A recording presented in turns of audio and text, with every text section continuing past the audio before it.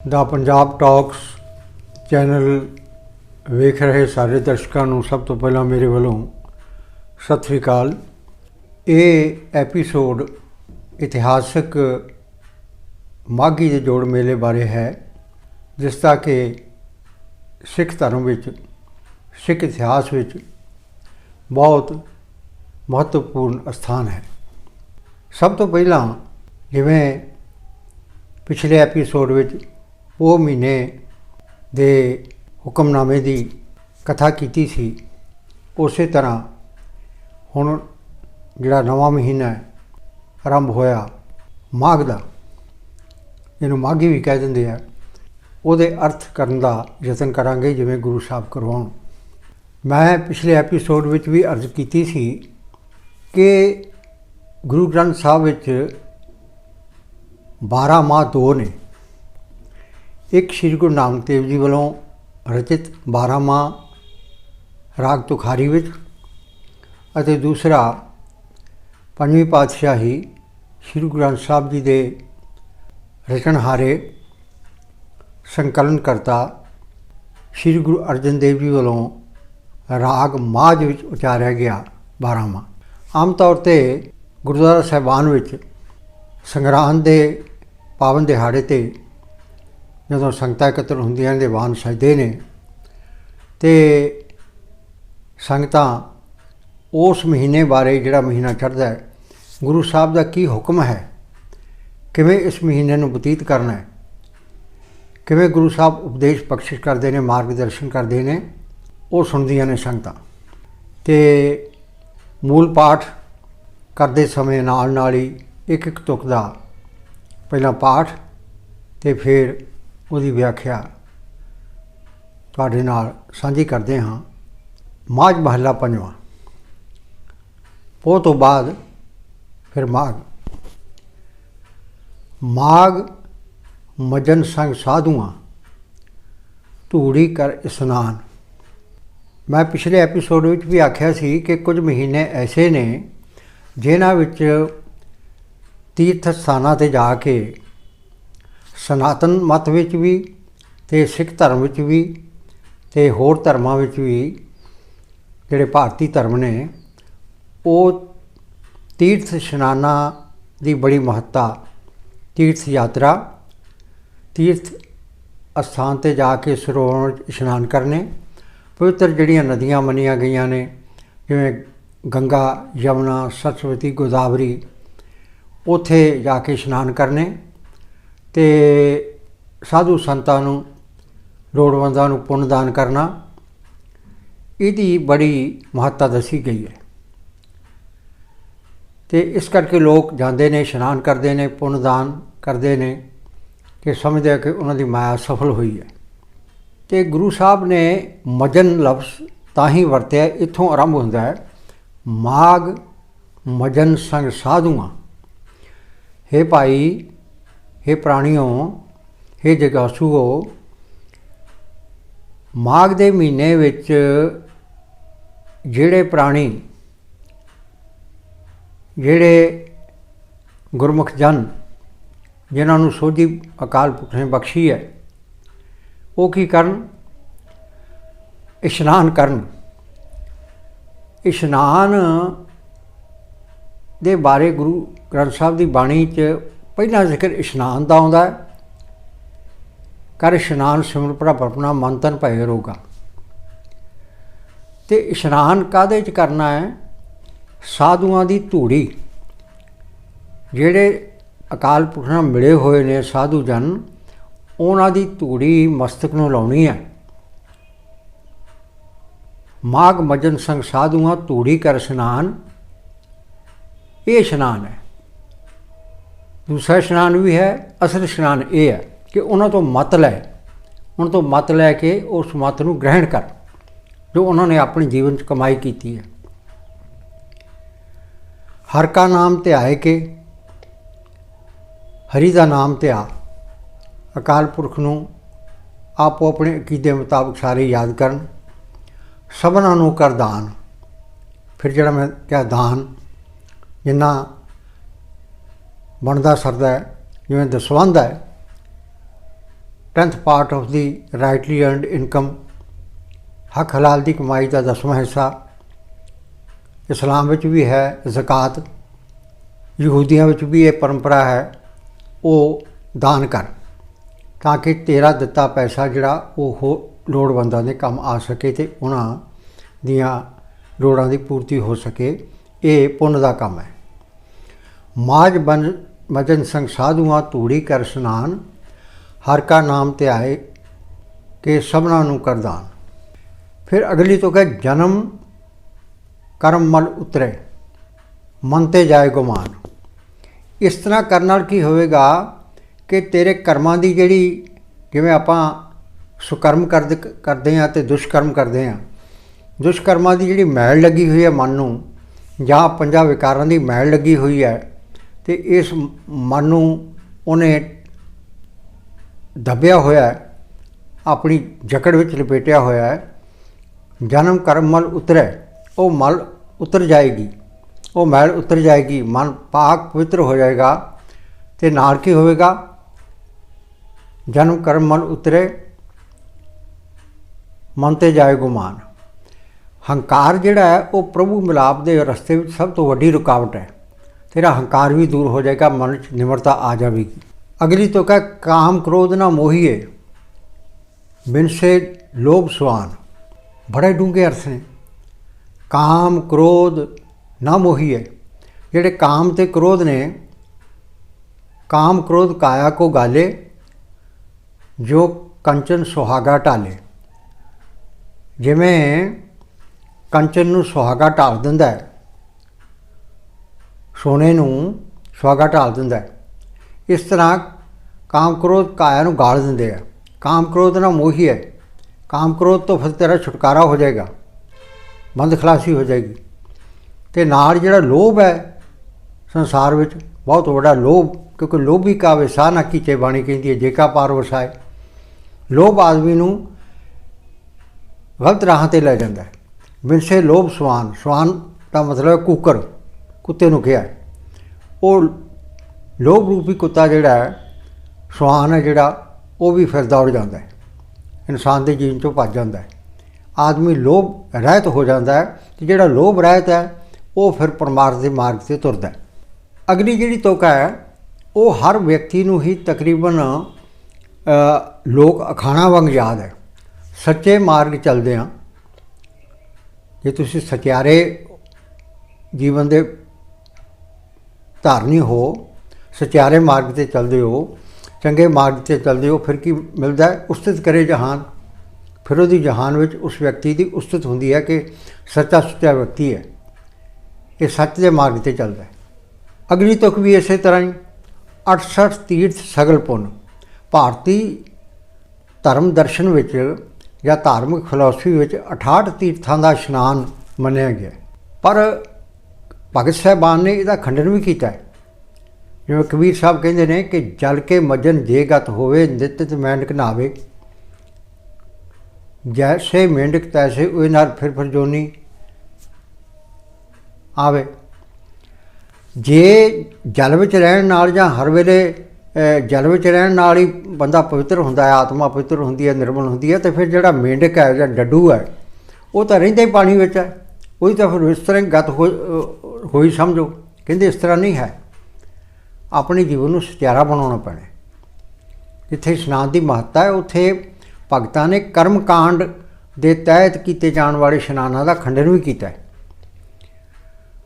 68 तीर्थ सगल पुन। 68 तीर्थां का जिहड़ा इशनान है, आम तौर पर सनातनी परंपरा कहा जाता है कि 68 का मतलब 60 से 68 तीर्थां का इशनान है। वो 94 तीर्थ ने, जिन्हां दी अगर जियारत की जाए, यात्रा की जाए, दर्शन किए जान, पुण्यदान जाके किया जाए, उत्थे इशनान किया जाए, तो फिर जीवन मुक्त हो जाइदा। तो कहते हैं गुरु अर्जन देव जी कहते हैं 68 तीर्थ सगल पुन। 68 तीर्थां का फल एक बन्ने, तो जे कोई ना जा सके तो 68 तीर्थ सगल पुन जी दया परवान। जे किसी व्यक्ति तो तुसीं दया करदे हो, जीवां ते दया करदे हो, हर जिहड़ी जिउंदी वस्तु है ਜਾਂ ਵਿਅਕਤੀ ਹੈ ਜਾਂ ਜਿਉਂਦੀ ਚੀਜ਼ ਹੈ ਉਹਦੇ ਪ੍ਰਤੀ ਤੁਸੀਂ ਦਇਆ ਭਾਵ ਰੱਖਦੇ ਹੋ। ਇੱਥੋਂ ਤੱਕ ਕਿ ਬਨਸਪਤੀ ਵੀ ਜੀਵਤ ਕੈਟੇਗਰੀ ਵਿੱਚ ਗਿਣੀ ਜਾਂਦੀ ਹੈ। ਫੁੱਲਾਂ ਨਾਲ, ਬੂਟਿਆਂ ਨਾਲ, ਜੋ ਵੀ ਕੁਦਰਤੀ ਸਾਜੀ ਹੋਈ ਚੀਜ਼ ਹੈ ਉਹਦੇ 'ਤੇ ਤੁਸੀਂ ਦਇਆ ਭਾਵ ਰੱਖਦੇ ਹੋ ਉਹਦੇ ਪ੍ਰਤੀ, ਕਿਉਂਕਿ ਦਇਆ ਧਰਮ ਕਾ ਮੂਲ ਹੈ। ਤੁਲਸੀਦਾਸ ਕਹਿੰਦੇ ਨੇ ਪਾਪ ਮੂਲ ਅਭਿਮਾਨ, ਤੁਲਸੀ ਦਇਆ ਨਾ ਛੋਡੀਏ ਜਬਲਾ ਘਟਵੇਂ ਪ੍ਰਾਣ। ਜਦੋਂ ਤੱਕ ਤੇਰੇ ਸਾਹ 'ਚ ਸਾਹ ਹੈ ਦਇਆ ਭਾਵ ਨਾ ਛੱਡੀ, ਕਿਉਂਕਿ ਦਇਆ ਜਿਹੜੀ ਹੈ ਸਭ ਤੋਂ ਵੱਡਾ ਗੁਣ ਹੈ ਆਦਮੀ ਦਾ। ਜਿਹੜਾ ਵਿਅਕਤੀ ਦਇਆ ਕਰਦਾ ਅਤੇ ਖਿਮਾ ਕਰਦਾ, ਦਇਆ ਅਤੇ ਖਿਮਾ ਇਕੱਠੇ ਵੀ ਆਉਂਦੇ ਨੇ। 68 ਤੀਰਥ ਸਗਲ ਪੁੰਨ ਜੀ ਦਇਆ ਪ੍ਰਵਾਨ। 68 ਤੀਰਥਾਂ ਦੀ ਤੇਰੀ ਯਾਤਰਾ ਹੋ ਜਾਏਗੀ ਜੇ ਤੂੰ ਕਿਸੇ ਵਿਅਕਤੀ 'ਤੇ ਦਇਆ ਰੱਖਦਾ, ਦਇਆ ਕਰਦਾ, ਦਇਆ ਭਾਵ ਰੱਖਦਾ। ਫਿਰ ਹਰ ਇੱਕ ਨੂੰ ਇਹ ਦਾਤ ਨਹੀਂ ਮਿਲਦੀ। ਗੁਰੂ ਅਰਜਨ ਦੇਵ ਜੀ ਅਗਲੀ ਤੁਕ ਵਿੱਚ ਕਹਿੰਦੇ ਨੇ, ਮਾਘ ਮਹੀਨੇ ਦਾ ਜੋ ਇਹ ਸ਼ਬਦ ਹੈ ਇਹਦੇ ਵਿੱਚ ਗੁਰੂ ਸਾਹਿਬ ਕਹਿੰਦੇ ਨੇ ਕਿ ਜਿਸ ਨੂੰ ਦੇਵੇ ਦਇਆ ਕਰ, ਜਿਸ ਸਿਰ 'ਤੇ ਅਕਾਲ ਪੁਰਖ ਆਪ ਮਿਹਰਬਾਨ ਹੋ ਕੇ, ਕਿਉਂਕਿ ਜਿੱਜੇ ਲਾਓ ਤਿੱਤੇ ਲੱਗਣਾ, ਨਾਨਕ ਕਰਤੇ ਕੀ ਜਾਣੇ ਕਰਤਾ ਰਚਨਾ। ਜਿੱਧਰ ਜਿੱਧਰ ਅਕਾਲ ਪੁਰਖ ਕਿਸੇ ਨੂੰ ਲਾਉਂਦਾ ਹੈ ਉਧਰ ਉਧਰ ਉਹ ਲੱਗਦਾ। ਜਿਸ ਨੂੰ ਦੇਵੇ ਦਇਆ ਕਰ, ਜਿਸ 'ਤੇ ਉਹ ਦਇਆ ਕਰਕੇ ਤੁੱਠ ਕੇ ਮਿਹਰਬਾਨ ਹੋ ਕੇ ਉਹਨੂੰ ਨਾਮਦਾਨ ਦੀ ਬਖਸ਼ਿਸ਼ ਕਰਦਾ ਹੈ, ਆਪਣੇ ਦਰ ਘਰ ਨਾਲ ਜੋੜਦਾ ਹੈ, ਨਾਮ ਨਾਲ ਜੋੜਦਾ ਹੈ, ਬੰਦਗੀ ਨਾਲ ਜੋੜਦਾ, ਸਚਿਆਰੇ ਜੀਵਨ ਦਾ ਪਾਂਧੀ ਬਣਾਉਂਦਾ ਹੈ। ਸੋਈ ਪੁਰਖ ਸੁਜਾਨ, ਉਹ ਵਿਅਕਤੀ ਸੁਜਾਨ ਹੋ ਜਾਂਦਾ ਹੈ, ਸਿਆਣਾ ਹੋ ਜਾਂਦਾ ਹੈ, ਸਹੀ ਮਾਨਿਆਂ ਵਿੱਚ ਜੀਵਨ ਮੁਕਤ ਹੋ ਜਾਂਦਾ ਹੈ। ਜਿਨ੍ਹਾਂ ਮਿਲਿਆ ਪਰ ਆਪਣਾ, ਜਿਨ੍ਹਾਂ ਨੂੰ ਪ੍ਰਭੂ ਦੀ ਪ੍ਰਾਪਤੀ ਹੋ ਜਾਂਦੀ ਹੈ, ਉਸ ਦੇ ਨਾਮ ਦੀ ਸੋਝੀ ਹੋ ਜਾਂਦੀ ਹੈ, ਜਾਂ ਨਾਮ ਦੇ ਮਾਰਗ ਦੇ ਪਾਂਧੀ ਬਣ ਜਾਂਦੇ ਨੇ, ਨਾਮ ਮਾਰਗ ਦੇ ਯਾਤਰੀ ਬਣ ਜਾਂਦੇ ਨੇ, ਨਾਨਕ ਤਿਨ ਕੁਰਬਾਨ। ਫਿਰ ਪੰਜਵੀਂ ਜੋਤ, ਪੰਜਵੇਂ ਨਾਨਕ ਯਾਨੀ ਸ਼੍ਰੀ ਗੁਰੂ ਅਰਜਨ ਦੇਵ ਜੀ ਮਹਾਰਾਜ ਫਰਮਾਨ ਕਰਦੇ ਨੇ ਕਿ ਉਹਨਾਂ ਦੇ ਮੈਂ ਸਦਕੇ ਜਾਣਾ, ਵਾਰਨੇ ਜਾਣਾ, ਕੁਰਬਾਨ ਜਾਣਾ। ਅਤੇ ਅੰਤਮ ਤੁਕ ਇਹ ਹੈ, ਮਾਘ ਸੁੱਚੇ ਸੇ ਕਾਢੀਏ। ਮਾਘ ਦੇ ਮਹੀਨੇ ਵਿੱਚ ਇਸ ਭਵ ਸਾਗਰ ਤੋਂ ਉਹ ਵਿਅਕਤੀ ਪਾਰ ਹੋ ਕੇ, ਸੁਰਖਰੂ ਹੋ ਕੇ ਨਿਕਲ ਸਕਦਾ ਹੈ ਇਸ ਜੰਜਾਲ ਤੋਂ, ਮਾਇਆ ਰੂਪੀ ਜੰਜਾਲ ਤੋਂ, ਜਾਂ ਜੋ ਵੀ ਦੁਨੀਆ ਦੇ ਜੰਜਾਲ ਨੇ। ਉਹ ਕੰਮਕਾਰ ਤਾਂ ਸਾਰੇ ਕਰੇ, ਆਪਣੇ ਕਾਰ ਵਿਹਾਰ ਕਰਨੇ ਦੱਸੇ ਹੋਏ ਨੇ, ਪਰ ਮਾਘ ਸੁੱਚੇ ਸੇ ਕਾਢੀਏ, ਮਾਘ ਦੇ ਮਹੀਨੇ ਵਿੱਚ ਉਹ ਵਿਅਕਤੀ ਸਚਿਆਰੇ ਹੋ ਕੇ ਇਸ ਮਹੀਨੇ ਨੂੰ ਬਸਰ ਕਰ ਸਕਣਗੇ। ਉਹਨਾਂ 'ਤੇ ਕਿਰਪਾ ਹੋਵੇਗੀ, ਕਿਹਨਾਂ 'ਤੇ? ਜਿਨ ਪੂਰਾ ਗੁਰ ਮਿਹਰਬਾਨ, ਜਿਨ੍ਹਾਂ 'ਤੇ ਪੂਰਾ ਗੁਰੂ ਗ੍ਰੰਥ ਸਾਹਿਬ ਜਦੋਂ ਵੀ ਗੱਲ ਆਈ ਹੈ ਪੂਰੇ ਗੁਰੂ ਦੀ ਆਈ ਹੈ। ਪੂਰੇ ਗੁਰ ਕਾ ਸੁਣ ਉਪਦੇਸ਼, ਪਾਰ ਬ੍ਰਹਮ ਨਿਕ ਕਰ ਭੇਖ, ਗੁਰੂ ਪੂਰਾ ਜਿਨ ਸਿਮਰਿਆ ਸਹੀ ਪਏ ਨਿਹਾਲ। ਜਿਨ ਪੂਰਾ ਗੁਰ ਮਿਹਰਬਾਨ, ਗੁਰੂ ਗ੍ਰੰਥ ਸਾਹਿਬ ਪੂਰਾ ਗੁਰੂ, ਸਮਰੱਥ ਗੁਰੂ ਅਤੇ ਪ੍ਰਤੱਖ ਗੁਰੂ ਹੈ, ਬਾਣੀ ਗੁਰੂ ਹੈ। ਇਸ ਕਰਕੇ ਜਿਹੜੇ ਬਾਣੀ ਦੇ ਲੜ ਲੱਗਣਗੇ, ਇਹ ਬਾਣੀ ਤੋਂ ਮਿਲਦੇ ਉਪਦੇਸ਼ ਨੂੰ ਆਪਣੇ ਜੀਵਨ ਵਿੱਚ ਧਾਰਨ ਕਰਕੇ ਉਸ ਦੇ ਮੁਤਾਬਕ ਇਹ ਮਹੀਨਾ ਬਸਰ ਕਰਨਗੇ, ਉਹ ਆਪਣੇ ਜੀਵਨ ਨੂੰ ਫਿਰ ਸਹੀ ਪਾਸੇ ਵੱਲ ਲੈ ਜਾਣਗੇ।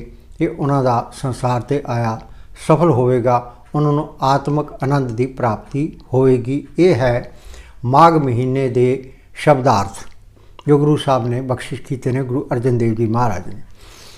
ਹੁਣ ਇਸ ਮਹੀਨੇ ਦਾ ਮੈਂ ਕਿਹਾ ਸੀ ਜਿਵੇਂ ਆਰੰਭ ਵਿੱਚ, ਇਤਿਹਾਸਕ ਤੌਰ 'ਤੇ ਅਤੇ ਸੱਭਿਆਚਾਰਕ ਤੌਰ 'ਤੇ ਬਹੁਤ ਮਹੱਤਵ ਹੈ। ਸੱਭਿਆਚਾਰਕ ਤਾਂ ਇਹ ਹੈ ਕਿ ਮਾਘੀ ਮੁਕਤਸਰ ਸਾਹਿਬ ਮਾਲਵੇ ਦਾ ਬਹੁਤ ਉੱਘਾ ਅਤੇ ਇਤਿਹਾਸਕ ਨਗਰ ਹੈ। ਉੱਥੇ ਮੇਲਾ ਲੱਗਦਾ ਪੁਰਾਤਨ ਸਮੇਂ ਤੋਂ। ਜਿਹੜੇ ਮੇਲੇ ਦੀ ਸ਼ਕਲ 'ਚ ਜਾਂਦੇ ਨੇ ਉਹ ਮੇਲਾ ਮੇਲੀਆਂ ਦਾ, ਉਹ ਆਪਣਾ ਮੇਲਾ ਵੇਖਦੇ ਨੇ, ਪਰ ਇਹਦੀ ਇਤਿਹਾਸਕ ਮਹੱਤਤਾ ਬਹੁਤ ਵੱਡੀ ਹੈ।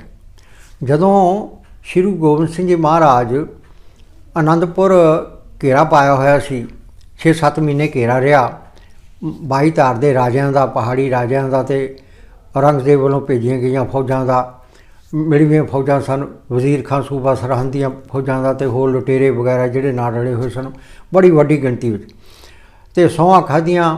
ਸਭ ਕੁਝ ਤੁਸੀਂ ਜਾਣਦੇ ਹੋ, ਮੈਂ ਅੱਗੇ ਇਤਿਹਾਸ ਤੁਹਾਨੂੰ ਦੱਸ ਚੁੱਕਾ ਹਾਂ, ਤੁਸੀਂ ਆਪ ਵੀ ਜਾਣਦੇ ਹੋ। ਉਹ ਫਿਰ ਸਹੁੰਆਂ ਖਾਧੀਆਂ, ਸਭ ਕੀਤਾ। ਮਾਤਾ ਜੀ ਦੇ ਕਹਿਣ 'ਤੇ ਗੁਰੂ ਸਾਹਿਬ ਨੇ ਕਿਲ੍ਹਾ ਅਨੰਦਪੁਰ ਸਾਹਿਬ ਦਾ ਛੱਡ ਦਿੱਤਾ। ਅਤੇ ਫਿਰ ਅੱਗੇ ਵੀ ਇਤਿਹਾਸ ਤੋਂ ਤੁਸੀਂ ਵਾਕਫ ਹੋ ਕਿ ਕਿਵੇਂ ਸਰਸਾ ਨਦੀ ਦੇ ਉੱਤੇ ਫਿਰ ਜੰਗ ਹੋਈ ਭਿਆਨਕ। ਉੱਥੇ ਕਾਫੀ ਨੁਕਸਾਨ ਹੋਇਆ ਮੁਗਲ ਫੌਜਾਂ ਦਾ। ਉੱਥੇ ਫਿਰ ਅੱਗੇ ਪਰਿਵਾਰ ਵਿਛੜ ਗਿਆ ਗੁਰੂ ਸਾਹਿਬ ਦਾ, ਅਤੇ ਮਾਤਾ ਜੀ ਛੋਟੇ ਸਾਹਿਬਜ਼ਾਦੇ ਦੇ ਨਾਲ ਇੱਧਰ ਚਲੇ ਜਾਂਦੇ ਨੇ, ਘੁੰਮੇ ਮਾਸ਼ਕੀ ਦੇ ਰਹਿੰਦੇ ਨੇ। ਇੱਕ ਦਿਨ ਇੱਕ ਰਾਤ ਫਿਰ ਉੱਥੇ ਮੋਰਿੰਡਾ ਦੀ ਕੋਤਵਾਲੀ 'ਚ ਰਹਿੰਦੇ ਨੇ। ਉਸ ਤੋਂ ਬਾਅਦ ਫਿਰ ਉਹਨਾਂ ਨੂੰ ਲੈ ਜਾਂਦੇ ਨੇ ਸਰਹੰਦ ਦੇ ਸੂਬੇਦਾਰ ਦੇ ਜਿਹੜੇ ਕਰਮਚਾਰੀ ਪੁਲਿਸ ਵਾਲੇ, ਉਹ ਫਿਰ ਕੋਤਵਾਲੀ ਉਹਨਾਂ ਦੀਆਂ ਪੇਸ਼ੀਆਂ ਹੁੰਦੀਆਂ ਨੇ। ਕੋਤਵਾਲੀ ਚੋਂ ਲਿਜਾ ਕੇ ਪੇਸ਼ੀਆਂ ਹੋਣ ਤੋਂ ਬਾਅਦ ਉਹਨਾਂ ਦੀ ਸ਼ਹਾਦਤ ਹੁੰਦੀ ਹੈ, ਮਾਤਾ ਜੀ ਦੀ ਸ਼ਹਾਦਤ ਹੁੰਦੀ ਹੈ, ਅਤੇ ਮੋਤੀ ਰਾਮ ਮਹਿਰਾ ਜੀ ਅਤੇ ਟੋਡਰ ਮੱਲ ਜੀ ਸੰਸਕਾਰ ਕਰਦੇ ਨੇ। ਇਹ ਸਾਰਾ ਇਤਿਹਾਸ ਤੁਸੀਂ ਜਾਣਦੇ ਹੋ। ਦਸਮ ਪਾਤਸ਼ਾਹ ਇੱਥੋਂ ਚਮਕੌਰ ਦੀ ਗੜੀ ਤੋਂ 10 ਲੱਖ ਦੇ ਮੁਲਕਈਏ ਨੂੰ ਹਰਾ ਕੇ ਅਤੇ ਸੰਗਤ ਦਾ ਹੁਕਮ ਮੰਨ ਕੇ, ਪੰਜਾਂ ਸਿੰਘਾਂ ਦਾ, ਪੰਜ ਪਿਆਰਿਆਂ ਦਾ ਹੁਕਮ ਮੰਨ ਕੇ ਕਿ ਖਾਲਸਾ ਪੰਥ ਦੀ ਚੜ੍ਹਦੀ ਕਲਾ ਲਈ ਆਪ ਦੇ ਸਰੀਰਕ ਰੂਪ 'ਚ ਹਾਲੇ ਸਾਡੇ ਦਰਮਿਆਨ ਰਹਿਣਾ ਬਹੁਤ ਜ਼ਰੂਰੀ ਹੈ, ਕਿਉਂਕਿ ਖਾਲਸਾ ਪੰਥ ਪ੍ਰਫੁੱਲਿਤ ਹੋਵੇਗਾ ਆਪ ਜੀ ਦੇ ਹੁੰਦਿਆਂ ਹੋਇਆਂ। ਵੈਸੇ ਤਾਂ ਸਦਾ ਹੀ ਪ੍ਰਫੁੱਲਿਤ ਹੈ, ਅਤੇ ਆਪ ਜੀ ਇੱਥੋਂ ਚਲੇ ਜਾਓ। ਗੁਰੂ ਸਾਹਿਬ ਫਿਰ ਬਹੁਤ ਵਿਖਮ ਹਾਲਾਤ ਵਿੱਚ, ਅਗਰ ਸੋਚੋ ਤਾਂ ਰੌਂਗਟੇ ਖੜ੍ਹੇ ਹੋ ਜਾਂਦੇ ਨੇ। ਕਿਵੇਂ ਟਿੰਡ ਦਾ ਸਰਾਣਾ ਲਾ ਕੇ ਸੁੱਤੇ ਨੇ ਮਾਛੀਵਾੜੇ ਵਿੱਚ ਸੁੱਤਾ ਸ਼ਹਿਨਸ਼ਾਹ ਜਹਾਨ ਦਾ, ਹੱਥ ਵਿੱਚ ਤੇਗ, ਮੋਢੇ ਢਾਸਣਾ ਕਮਾਨ ਦਾ। ਇਹ ਸੁੰਦਰ ਕੌਰ ਦਾ ਗਾਇਆ ਗੀਤ ਹੈ। ਗੁਰੂ ਸਾਹਿਬ ਦੇ ਜਾਮਾ ਲੀਰੋ ਲੀਰ ਹੈ, ਪੈਰਾਂ ਵਿੱਚ ਛਾਲੇ ਨੇ ਅਤੇ ਸਤਰਕ ਵੀ ਨੇ, ਅਤੇ ਸਿੰਘ ਜਿਹੜੇ ਸੀ ਕੁਝ ਨਾਲ, ਉਹ ਲੱਭਦੇ ਅੱਧੀ ਕੁ ਰਾਤ ਨੂੰ ਗੁਰੂ ਸਾਹਿਬ ਦੇ ਕੋਲ ਪਹੁੰਚ ਜਾਂਦੇ ਆ। ਬਹੁਤ ਇੱਕ ਦਿਲ ਨੂੰ ਟੁੰਬਣ ਵਾਲਾ ਇਤਿਹਾਸ ਹੈ। ਇੱਥੋਂ ਫਿਰ ਗੁਰੂ ਸਾਹਿਬ ਭਾਈ ਗਨੀ ਖਾਂ ਅਤੇ ਨਬੀ ਖਾਂ, ਉਹਨਾਂ ਨੂੰ ਫਿਰ ਉੱਚਦਾ ਪੀਰ ਬਣਾ ਕੇ ਲਿਜਾਂਦੇ ਨੇ। ਫਿਰ ਗੁਲਾਬੇ ਪੰਜਾਬੇ ਤੋਂ ਹੁੰਦੇ ਹੋਏ ਫਿਰ ਗੁਰੂ ਸਾਹਿਬ ਨੂੰ ਰਾਏਕੋਟ ਰਿਆਸਤ ਦਾ ਜਿਹੜਾ ਉਸ ਵੇਲੇ ਦਾ ਹਾਕਮ ਸੀ, ਉਹ ਬੜਾ ਸ਼ਰਧਾਲੂ ਸੀ ਗੁਰੂ ਸਾਹਿਬ ਦਾ। ਉੱਥੇ ਗੁਰੂ ਸਾਹਿਬ ਕੁਝ ਦੇਰ ਕਿਆਮ ਕਰਦੇ ਨੇ, ਕੁਝ ਮਹੀਨੇ। ਉਸ ਤੋਂ ਬਾਅਦ ਫਿਰ ਮਾਲਵੇ ਦੇ ਵੱਖ-ਵੱਖ ਪਿੰਡਾਂ ਵਿੱਚ ਹੀ ਹੁੰਦੇ ਹੋਏ ਆਲਮਗੀਰ, ਹੋਰ ਸਾਰੇ ਕੋਟਕਪੂਰਾ ਜਦੋਂ ਗੁਰੂ ਸਾਹਿਬ ਪਹੁੰਚਦੇ ਆ, ਅਤੇ ਤੁਹਾਨੂੰ ਯਾਦ ਹੋਵੇਗਾ ਕਿ ਭੁੱਖ ਦੇ ਦੁੱਖੋਂ 40 ਸਿੰਘ ਮਾਝੇ ਦੇ ਭਾਈ ਮਹਾਂ ਸਿੰਘ ਦੀ ਅਗਵਾਈ ਹੇਠ ਬੇਦਾਵਾ ਦੇ ਕੇ ਚਲੇ ਗਏ ਸੀ ਆਪਣੇ ਪਿੰਡ ਸੁਰ ਸਿੰਘ। ਅਤੇ ਉੱਥੇ ਜਦੋਂ ਉਹਨਾਂ ਨੇ ਲਿਖ ਦਿੱਤਾ ਸੀ ਬੇਦਾਵਾ ਕਿ ਤੁਸੀਂ ਸਾਡੇ ਗੁਰੂ ਨਹੀਂ, ਅਤੇ ਗੁਰੂ ਸਾਹਿਬ ਨੇ ਕਿਹਾ ਸੀ ਇਸ ਤਰ੍ਹਾਂ ਲਿਖ ਦਿਓ ਭਈ ਅਸੀਂ ਤੁਹਾਡੇ ਸਿੱਖ ਨਹੀਂ, ਤੁਸੀਂ ਸਾਡੇ ਗੁਰੂ ਨੇ। ਅਤੇ ਭੁੱਖ ਦੇ ਦੁੱਖੋਂ ਬੜਾ ਚਿਰ ਉਹਨਾਂ ਨੇ ਸਿਰ ਰੱਖਿਆ, ਪਰ ਚਲੋ ਇਹ ਵੀ ਗੁਰੂ ਜੀ ਦਾ ਇੱਕ ਕੌਤਕ ਸੀ, ਇਸ ਤਰ੍ਹਾਂ ਸਮਝੀਏ ਆਪਾਂ, ਗੁਰੂ ਦੇ ਭਾਣੇ ਵਿੱਚ ਹੀ ਸਭ ਕੁਝ ਹੋ ਰਿਹਾ। ਉਹ ਵਾਪਸ ਆ ਗਏ। ਜਦੋਂ ਮਾਤਾ ਭਾਗੋ ਅਤੇ ਹੋਰਨਾਂ ਬੀਬੀਆਂ ਨੂੰ ਪਤਾ ਲੱਗਾ ਕਿ ਤੁਸੀਂ ਹਿੱਲਦੇ ਕਿਉਂ ਨਹੀਂ ਘਰੋਂ, ਤੁਸੀਂ ਨਿੰਮੋ ਝੂਣੇ ਜਿਹਾ ਵੀ ਰਹਿੰਦੇ ਹੋ, ਅਖੀਰ ਤਾਂ ਉਹਨਾਂ ਦੇ ਮਨ ਵਿੱਚ ਇਹ ਸੀ ਨਾ ਕਿ ਅਸੀਂ ਗੁਰੂ ਸਾਹਿਬ ਨਾਲ ਜਿਹੜਾ ਸੀ ਉਹ ਆਪਣਾ ਪ੍ਰੇਮ ਸਿਰੇ ਨਹੀਂ ਚੜਾਇਆ, ਅਸੀਂ ਗੁਰੂ ਤੋਂ ਬੇਮੁਖ ਹੋ ਗਏ ਹਾਂ।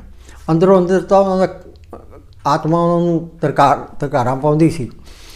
ਪਰ ਫਿਰ ਜਦੋਂ ਉਹਨਾਂ ਨੂੰ ਪਤਾ ਲੱਗ ਗਿਆ, ਹੌਲੀ ਹੌਲੀ ਉਹਨੇ ਕੱਢ ਲਈ ਗੱਲ। ਮਾਤਾ ਭਾਗੋ ਜੀ ਨੇ, ਬੜੀ ਦਲੇਰ ਸੀ ਮਾਤਾ ਭਾਗੋ। ਅਸਲ ਵਿੱਚ ਹਿੰਦੁਸਤਾਨ ਦੀ ਨਾਇਕਾ ਮਾਤਾ ਭਾਗੋ ਹੈ, ਨੈਸ਼ਨਲ ਰੋਲ ਮਾਡਲ। ਅਤੇ ਉਹਨਾਂ ਨੇ ਫਿਰ ਲਾਹਣਤਾਂ ਪਾਈਆਂ। ਉਹਨਾਂ ਨੇ ਕਿਹਾ ਆਹ ਲਓ ਤਾਨੇ ਮਾਰੇ ਬੀਬੀਆਂ ਵਾਲੇ। ਉਹਨਾਂ ਨੇ ਕਿਹਾ ਬੀਬੀਆਂ ਵਾਲੇ ਕੰਮ ਕਰੋ, ਭਾਂਡੇ ਮਾਂਜੋ, ਰੋਟੀਆਂ ਪਕਾਓ ਅਤੇ ਧਾਰਾਂ ਕੱਢੋ ਅਤੇ ਦੁੱਧ ਰਿੜਕੋ, ਇਹ ਕੰਮ ਕਰੋ, ਅਸੀਂ ਜਾਂਦੀਆਂ ਹੁਣ। ਤੁਸੀਂ ਦਸਮ ਪਾਤਸ਼ਾਹ ਨੂੰ ਮੁਸੀਬਤ ਵਿੱਚ, ਜਦੋਂ ਗੁਰੂ ਸਾਹਿਬ ਨੂੰ ਸਾਡੀ ਲੋੜ ਸੀ, ਤੁਹਾਡੀ ਲੋੜ ਸੀ, ਉਦੋਂ ਤੁਸੀਂ ਛੱਡ ਕੇ ਆ ਗਏ ਹੋ। ਤੁਸੀਂ ਤਾਂ ਮਾਝੇ ਨੂੰ ਸਿੱਖੀ 'ਚੋਂ ਖਾਰਜੀ ਕਰਵਾ ਦਿੱਤਾ। ਫਿਰ ਉਹਨਾਂ ਨੂੰ ਆਪਣੀ ਗਲਤੀ ਦਾ ਪਛਤਾਪ ਹੋਇਆ ਅਤੇ ਮਾਤਾ ਭਾਗੋ ਜੀ ਨੇ ਬੀਬੀਆਂ ਦਾ ਜਥਾ ਤਿਆਰ ਕੀਤਾ। ਨਾਲ ਹੀ ਫਿਰ ਉਹ 40 ਸਿੰਘ ਹੀ ਚਮਕੌਰ ਦੀ ਗੜੀ ਸਨ। ਸਿਮਿਲੈਰਿਟੀ ਦੇਖੋ, 40 ਸਿੰਘ ਅਤੇ ਗੁਰੂ ਗੋਬਿੰਦ ਸਿੰਘ ਸਾਹਿਬ ਸੱਚੇ ਪਾਤਸ਼ਾਹ ਆਪ, ਅਤੇ दो उन्हां दे लाल वड्डे साहिबजादा अजीत सिंह ते साहिबजादा बाबा जुझार सिंह। 43 40 ਉਹ ਤੇ 40 ਇਹ ਸਮਾਨਤਾ ਹੈ। ਇਹ ਫਿਰ ਵਾਹੋਦਾਹੀ ਹੁੰਦੇ ਹੋਏ ਜਿਵੇਂ ਜਿਵੇਂ ਪਤਾ ਲੱਗਾ, ਪੈੜ ਕੱਢਦੇ ਕੱਢਦੇ ਪਤਾ ਨਹੀਂ ਸੀ ਗੁਰੂ ਸਾਹਿਬ ਕਿੱਧਰ ਨੂੰ ਗਏ ਨੇ, ਜਿਵੇਂ ਜਿਵੇਂ ਪਤਾ ਲੱਗਦਾ ਗਿਆ ਉਵੇਂ ਉਵੇਂ ਉਹਨਾਂ ਰਾਹਾਂ ਦੀ ਹੁੰਦੇ ਹੋਏ ਵਾਹੋਦਾਹੀ। ਫਿਰ ਗੁਰੂ ਸਾਹਿਬ ਉਸ ਵੇਲੇ ਪਿੱਛੇ ਫੌਜ ਲੱਗੀ ਹੋਈ ਸੀ ਗੁਰੂ ਸਾਹਿਬ ਦੇ। ਜਦੋਂ ਗੁਰੂ ਸਾਹਿਬ ਕੋਟਕਪੂਰੇ ਤੋਂ ਹੁੰਦੇ ਹੋਏ ਫਿਰ ਆਖਰੀ ਕੋਟਕਪੂਰਾ ਗਏ ਨੇ। ਕੋਟਕਪੂਰੇ ਤੋਂ ਹੁੰਦੇ ਹੋਏ ਫਿਰ ਖਿਦਰਾਣੇ ਦੀ ਢਾਬ ਸੀ ਇਹਦਾ ਨਾਂ ਉਦੋਂ। ਉੱਥੇ ਪਾਣੀ ਦੀ ਇੱਕ ਢਾਬ ਸੀਗੀ, ਯਾਨੀ ਪਾਣੀ ਦਾ ਜ਼ਖੀਰਾ ਸੀ ਅਤੇ ਪਾਣੀ ਬੜਾ ਇੱਕ ਗੁਰੂ ਸਾਹਿਬ ਦੀ ਸਟ੍ਰੈਟਜੀ ਜਿਹੜੀ ਸੀ ਨਾ, ਅੱਗੇ ਵੀ ਮੈਂ ਕਿਹਾ ਗੁਰੂ ਗੋਬਿੰਦ ਸਿੰਘ ਸਾਹਿਬ ਦੁਨੀਆ ਦੇ ਸਭ ਤੋਂ ਅਜ਼ੀਮ ਤਰੀਨ ਜਰਨੈਲ ਸਨ। ਉਹਨਾਂ ਦੀ ਮੁਹਾਰਤ ਇੰਨੀ ਸੀ, ਸਟ੍ਰੈਟਜੀ ਇੰਨੀ ਜ਼ਬਰਦਸਤ ਹੁੰਦੀ ਸੀ, ਉਹ ਪਹਿਲਾਂ ਹੀ ਸਾਰੀ ਸਟ੍ਰੈਟਜੀ ਬਣਾ ਲੈਂਦੇ ਸਨ।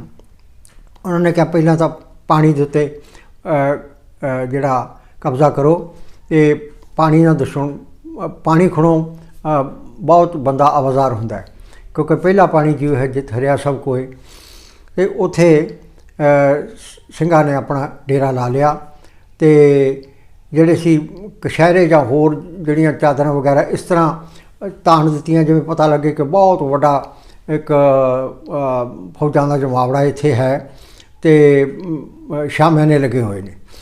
ਅਤੇ ਉੱਧਰ ਸਿੰਘ ਡਟ ਗਏ। ਇੱਧਰ ਪਿੱਛੋਂ ਉਹਦੀ ਜਿਹੜੀ ਫੌਜ ਆ ਰਹੀ ਸੀ ਬੜੀ ਵੱਡੀ ਗਿਣਤੀ, ਵਜ਼ੀਰ ਖਾਂ ਦੀ ਸੂਬਾ ਸਰਨ ਦੀ, ਪਿੱਛਾ ਕਰਦਾ ਕਰਦਾ ਉਹ ਵੀ ਪੈਰ ਨੱਪਦਾ ਨੱਪਦਾ ਆ ਗਿਆ, ਕਿਉਂਕਿ ਸੂਈਏ ਉਹਨੂੰ ਦੱਸਣ ਵਾਲੇ ਸਨ। ਅਤੇ ਮਾਤਾ ਭਾਗੋ ਜੀ ਨਾਲ ਸਿੰਘਣੀਆਂ ਅਤੇ 40 ਉਹ ਜਿਹੜੇ ਮਾਝੇ ਦੇ ਸਿੱਖ ਉਹ ਭਾਈ ਮਹਾਂ ਸਿੰਘ ਦੀ ਅਗਵਾਈ ਹੇਠ ਉਹ ਵੀ ਪਹੁੰਚ ਗਏ। ਉਹਨਾਂ ਦੀ ਰਾਹ ਝੜਪ ਹੋ ਪਈ ਅਤੇ ਨੇੜੇ ਪਹੁੰਚ ਕੇ ਖਿਦਰਾਣੇ ਦੀ ਢਾਬ ਦੇ ਉਹਨਾਂ ਨੇ ਉੱਥੇ ਉਹਨਾਂ ਦਾ ਜ਼ਬਰਦਸਤ ਮੁਕਾਬਲਾ ਕੀਤਾ ਕਿ ਉਹਨਾਂ 'ਚੋਂ ਸੈਂਕੜੇ ਮੁਗਲ ਸਿਪਾਹੀਆਂ ਨੂੰ ਵਿਰੋਧੀ ਫੌਜ ਦੇ ਜਿਹੜੇ ਵਿੱਚੇ ਜਰਨੈਲ ਅਤੇ ਵਿੱਚੇ ਹੋਰ ਉਹਨਾਂ ਨੂੰ ਮਾਰ ਮੁਕਾਇਆ ਅਤੇ ਔੜਕ ਫਿਰ ਢਾਬ ਪਾਰ ਕਰਕੇ ਗੁਰੂ ਸਾਹਿਬ ਦੇ ਕੋਲ ਪਹੁੰਚ ਗਏ। ਫਿਰ ਭਿਆਨਕ ਜੰਗ ਹੁੰਦੀ ਹੈ। ਪਾਣੀ ਦੇ ਖੁਣੋਂ ਬਹੁਤ ਔਖਿਆਈ ਹੋਈ, ਗੁਰੂ ਸਾਹਿਬ ਦੀ ਸਟ੍ਰੈਟਜੀ ਕੰਮ ਆਈ। ਇੰਨਾ ਭਿਆਨਕ ਯੁੱਧ ਹੋਇਆ ਕਿ ਉਸ ਯੁੱਧ ਵਿੱਚ ਸਿੰਘਾਂ ਨੇ ਫਿਰ ਉਹ ਆਹੂ ਲਾਏ ਦੁਸ਼ਮਣ ਫੌਜ ਦੇ। ਫਿਰ ਉਹ ਡਰਦੇ ਮਾਰੇ ਉੱਥੋਂ ਸ਼ਿਕਸਤ ਖਾ ਕੇ ਭੱਜ ਗਏ। ਗੁਰੂ ਸਾਹਿਬ ਦੀ ਬਹੁਤ ਵੱਡੀ ਜਿੱਤ ਹੋਈ ਅਤੇ ਗੁਰੂ ਸਾਹਿਬ ਨੇ ਫਰਮਾਇਆ, ਪਈ ਜੀਤ ਮੇਰੀ ਕਿਰਪਾ ਅਕਾਲ ਕੀਰੀ। ਅਕਾਲ ਪੁਰਖ ਆਪ ਦੀ ਕਿਰਪਾ ਸਦਕਾ ਮੇਰੀ ਜਿੱਤ ਹੋਈ ਹੈ ਔਰ ਇਹਨਾਂ ਸਿੰਘਾਂ ਦੀ ਬਦੌਲਤ ਹੋਈ ਹੈ। ਫਿਰ ਗੁਰੂ ਸਾਹਿਬ ਨੇ ਬਹੁਤ ਸਾਰੇ ਸਿੰਘ ਸ਼ਹੀਦ ਹੋਏ, ਜਿਨ੍ਹਾਂ ਵਿੱਚ ਜ਼ਖਮੀ ਹੋਏ, ਜਿਨ੍ਹਾਂ ਵਿੱਚ ਮਾਤਾ ਭਾਗੋ ਜੀ ਵੀ ਸਨ। ਮਾਤਾ ਭਾਗੋ ਜੀ ਬੜੀ ਬਹਾਦਰੀ ਨਾਲ ਲੜੇ, ਬੀਬੀਆਂ ਬਹੁਤ ਬਹਾਦਰੀ ਨਾਲ ਲੜੀਆਂ। ਅਤੇ ਗੁਰੂ ਗੋਬਿੰਦ ਸਿੰਘ ਸਾਹਿਬ ਜਦੋਂ ਸ਼ਹੀਦਾਂ ਦਾ ਸੰਸਕਾਰ ਕਰਨਾ ਸੀ ਅਤੇ ਤੁਰਦੇ ਤੁਰਦੇ ਤੁਰਦੇ ਤੁਰਦੇ ਵੇਖ ਰਹੇ ਸਨ, ਸਾਰਾ ਮੁਸ਼ਾਹਦਾ ਕਰ ਰਹੇ ਸਨ। ਅਤੇ ਜਦੋਂ ਉਹ ਭਾਈ ਮਹਾਂ ਸਿੰਘ ਦੇ ਕੋਲ ਪਹੁੰਚੇ ਤਾਂ ਭਾਈ ਮਹਾਂ ਸਿੰਘ ਨੂੰ ਕੋਈ ਸਾਹ ਆ ਰਿਹਾ ਸੀ। ਗੁਰੂ ਸਾਹਿਬ ਆਪਣੇ ਸਿੱਖਾਂ ਨੂੰ ਪਿਆਰ ਦੇ ਦੁਲਾਰ ਦੇ ਅਤੇ ਉਹਨਾਂ 40 ਸਿੰਘਾਂ ਨੂੰ ਕਿਸੇ ਨੂੰ ਕਹਿੰਦੇ ਇਹ ਮੇਰਾ 7 ਹਜ਼ਾਰੀ ਹੈ, ਇਹ ਮੇਰਾ 5 ਹਜ਼ਾਰੀ ਹੈ, ਇਹ ਮੇਰਾ 7 ਹਜ਼ਾਰੀ ਹੈ, ਮੇਰਾ 10 ਹਜ਼ਾਰੀ ਹੈ। ਇਸ ਤਰ੍ਹਾਂ ਉਹਨਾਂ ਨੂੰ ਗੁਰੂ ਸਾਹਿਬ ਨੇ ਲਕਬ ਦਿੱਤੇ, ਉਹਨਾਂ ਨੂੰ ਪਿਆਰ ਨਾਲ ਅਸੀਸਾਂ ਦਿੱਤੀਆਂ। ਅਤੇ ਸੰਸਕਾਰ ਕਰਨ ਤੋਂ ਪਹਿਲਾਂ ਗੁਰੂ ਸਾਹਿਬ ਨੇ ਜਦੋਂ ਦੇਖਿਆ ਕਿ ਭਾਈ ਮਹਾਂ ਸਿੰਘ ਜਿਉਂਦਾ ਹੈ, ਉਹਦੇ ਕੋਲ ਗਏ ਅਤੇ ਉਹਨੇ ਹੱਥ ਜੋੜੇ। ਗੁਰੂ ਸਾਹਿਬ ਨੇ ਉਹਦਾ ਸੀਸ ਆਪਣੀ ਗੋਦੀ ਵਿੱਚ ਰੱਖ ਲਿਆ ਅਤੇ ਉਹਦੀਆਂ ਅੱਖਾਂ ਵਿੱਚ ਹੰਝੂ ਸਨ। ਕਹਿੰਦਾ ਗੁਰੂ ਸਾਹਿਬ, ਭਾਈ ਮਹਾਂ ਸਿੰਘ ਨੇ ਬੇਨਤੀ ਕੀਤੀ, ਸੱਚੇ ਪਾਤਸ਼ਾਹ। ਗੁਰੂ ਸਾਹਿਬ ਨੇ ਕਿਹਾ, ਦੱਸ ਕੀ ਚਾਹੁੰਦਾ ਭਾਈ ਮਹਾਂ ਸਿੰਘਾ, ਤੈਨੂੰ ਤ੍ਰਿਲੋਕੀ ਦਾ ਰਾਜ ਦੇ ਦਈਏ? ਕਹਿੰਦਾ ਜੀ ਰਾਜ ਨਾ ਚਾਹੋ, ਮੁਕਤ ਨਾ ਚਾਹੋ। ਅਤੇ ਦੂਸਰੀ ਬੇਨਤੀ ਇਹ ਹੈ ਕਿ ਸੱਚੇ ਪਾਤਸ਼ਾਹ ਨਾ ਮੈਨੂੰ ਰਾਜ ਦੀ ਲੋੜ ਹੈ, ਨਾ ਮੈਨੂੰ ਲੰਮੀ ਉਮਰ ਦੀ ਲੋੜ ਹੈ। ਗੁਰੂ ਸਾਹਿਬ ਨੇ ਕਿਹਾ ਨਾ ਤੇਰੀ ਉਮਰ ਵਧਾ ਦਿੰਦੇ ਹਾਂ ਅਤੇ ਤੈਨੂੰ ਹੋਰ ਬਹੁਤ ਕੁਝ ਦੇ ਦੇਣੇ ਮਾਲੋ ਜ਼ਰ। ਕਹਿੰਦਾ ਸੱਚੇ ਪਾਤਸ਼ਾਹ ਕਿਸੇ ਚੀਜ਼ ਦੀ ਲੋੜ ਨਹੀਂ, ਸਿਰਫ ਇੱਕ ਬੇਨਤੀ ਹੈ ਕਿ ਮੇਰੇ ਕੋਲੋਂ ਜੋ ਬਜਰ ਗੁਨਾਹ ਹੋਇਆ, ਕਿਉਂਕਿ ਮੈਂ ਜਥੇਦਾਰ ਸੀ ਉਸ ਜਥੇ ਦਾ, ਮੈਂ ਜਿਹੜਾ ਕਾਗਜ਼ ਦਾ ਟੁਕੜਾ ਲਿਖ ਕੇ ਦਿੱਤਾ, ਸੱਚੇ ਪਾਤਸ਼ਾਹ ਇਸ ਤੋਂ ਪਹਿਲਾਂ ਕਿ ਮੇਰੀ ਜੀਵਨ ਲੀਲਾ ਖਤਮ ਹੋ ਜਾਏ, ਆਪ ਜੀ ਕਿਰਪਾ ਕਰਕੇ, ਮਿਹਰ ਕਰਕੇ, ਰਹਿਮ ਕਰਕੇ ਬਖਸ਼ਿਸ਼ ਕਰਕੇ ਮੇਰੀਆਂ ਅੱਖਾਂ ਦੇ ਸਾਹਮਣੇ ਮੇਰੇ ਜਿਉਂਦੇ ਜੀ ਉਹ ਬੇਦਾਵਾ ਪਾੜ ਦਿਓ। ਤੇ ਕਹਿੰਦੇ ਨੇ ਗੁਰੂ ਸਾਹਿਬ ਦੀਆਂ ਅੱਖਾਂ ਸੇਜਲ ਹੋ ਗਈਆਂ। ਗੁਰੂ ਸਾਹਿਬ ਨੇ ਕਮਰ ਕੱਸਾ ਖੋਲ੍ਹਿਆ, ਉਹਦੇ ਵਿੱਚੋਂ ਕਾਗਜ਼ ਦਾ ਟੁਕੜਾ ਕੱਢਿਆ ਤੇ ਉੱਥੇ ਫਰਮਾਇਆ, ਮਹਾਂ ਸਿੰਘਾ, ਮੈਂ ਆਪਣੇ ਪਿਆਰੇ ਚਾਰੇ ਲਾਲ ਨਹੀਂ ਰੱਖੇ ਆਪਣੇ ਕੋਲ, ਆਪਣੇ ਪਿਆਰੇ ਸਿੰਘ ਨਹੀਂ ਰੱਖੇ ਜਾਨ ਤੋਂ ਪਿਆਰੇ, ਆਪਣੀ ਮਾਤਾ, ਆਪਣਾ ਪਿਤਾ, ਆਪਣਾ ਪਰਿਵਾਰ, ਆਪਣੇ ਪਿਆਰੇ ਜਾਨ ਨਾਲੋਂ ਪਿਆਰੇ ਸਿੰਘ ਸ਼ਹੀਦ ਕਰਵਾ ਲਏ। ਤੇ ਪਰ ਇੱਕ ਕਾਗਜ਼ ਦਾ ਟੁਕੜਾ ਮੈਂ ਇੰਨੇ ਕਠਿਨ ਹਾਲਾਤ ਵਿੱਚ ਵੀ ਆਪਣੇ ਕੋਲ ਮਹਿਫੂਜ਼ ਰੱਖਿਆ, ਆਪਣੇ ਕਮਰ ਕੱਸੇ ਦੇ ਵਿੱਚ। ਕਮਰ ਕੱਸਾ ਇੱਕ ਕਿਸਮ ਦੀ ਬੈਲਟ ਹੁੰਦੀ ਹੈ ਆਰਮੀ ਦੀ, ਜਿਵੇਂ ਗੁਰੂ ਸਾਹਿਬ ਕਮਰ ਕੱਸੇ ਨਾਲ ਬੰਦਾ ਤਿਆਰ ਬਰ ਤਿਆਰ ਰਹਿੰਦਾ। ਅਤੇ ਗੁਰੂ ਸਾਹਿਬ ਨੇ ਕਮਰ ਕੱਸਾ ਖੋਲ੍ਹਿਆ, ਉਹਦੇ ਵਿੱਚੋਂ ਕਾਗਜ਼ ਗੁਰੂ ਸਾਹਿਬ ਨੇ ਉਹਦੇ ਸਾਹਮਣੇ ਪਾੜ ਦਿੱਤਾ ਅਤੇ ਉਸੇ ਵੇਲੇ ਭਾਈ ਮਹਾਂ ਸਿੰਘ ਜੀ ਜਿਹੜੇ ਸੀ ਉਹ ਬ੍ਰਹਮਲੀਨ ਹੋ ਗਏ। ਗੁਰੂ ਸਾਹਿਬ ਨੇ ਫਿਰ ਉਸ ਅਸਥਾਨ ਦਾ ਨਾਂ ਸੰਸਕਾਰ ਕਰਨ ਤੋਂ ਬਾਅਦ ਉਸ ਦਾ ਨਾਂ ਰੱਖਿਆ ਸ਼੍ਰੀ ਮੁਕਤਸਰ ਸਾਹਿਬ, ਅਤੇ ਕਿਹਾ ਕਿ ਇਹ 40 ਮੁਕਤੇ ਨੇ।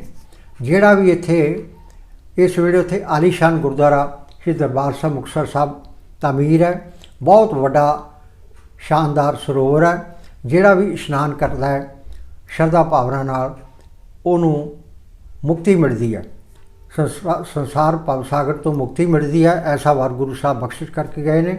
ਗੁਰਦੁਆਰਾ ਟੁੱਟੀ ਗੰਢੀ ਸਾਹਿਬ ਸਮੇਤ ਅਨੇਕਾਂ ਗੁਰਦੁਆਰਾ ਸਾਹਿਬਾਨ ਉੱਥੇ, ਗੁਰਦੁਆਰਾ ਦਾਤਨ ਸਾਹਿਬ, ਅਨੇਕਾਂ ਗੁਰਦੁਆਰਾ ਸਾਹਿਬਾਨ ਨੇ ਦਰਸ਼ਨ ਕਰਨ ਯੋਗ ਨੇ। ਤੋ ਇਹ ਹੈ ਇਸ ਮਹੀਨੇ ਦੀ ਇਤਿਹਾਸਕ ਮਹੱਤਤਾ। ਲੱਖਾਂ ਸੰਗਤਾਂ, ਇੰਨੀ ਠੰਡ ਚਾਹੇ ਪੈ ਰਹੀ ਹੈ ਪਰ ਇਹਦੇ ਬਾਵਜੂਦ ਲੱਖਾਂ ਸੰਗਤਾਂ ਦੇਸ਼ ਵਿਦੇਸ਼ ਤੋਂ ਹਰ ਸਾਲ 3 ਦਿਨਾਂ ਜੋੜ ਮੇਲਾ ਹੁੰਦਾ ਹੈ।